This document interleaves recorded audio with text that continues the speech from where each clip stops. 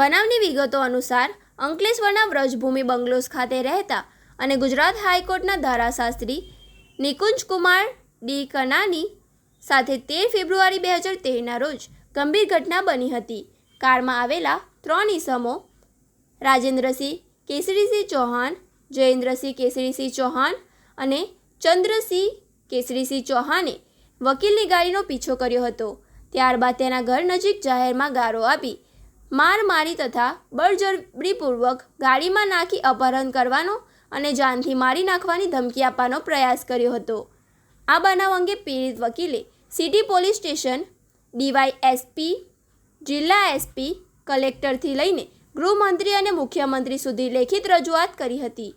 તેમ છતાં કોઈ યોગ્ય પોલીસ કાર્યવાહી ન થતાં એડવોકેટ નિકુંજ કનાનીએ આખરે અંકલેશ્વર કોર્ટમાં ન્યાયની ગુહાર લગાવી હતી.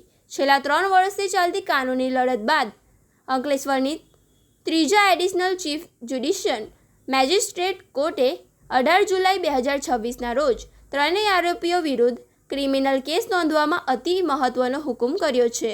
સામાન્ય નાગરિકોને ન્યાય અપાવતા વકીલ પર જ આવા હુમલા વધી રહ્યા હોવાથી સમગ્ર મામલે સુરક્ષા કાયદો કડક રીતે લાગુ કરવાની માંગણીએ ફરી જોર પકડ્યું છે.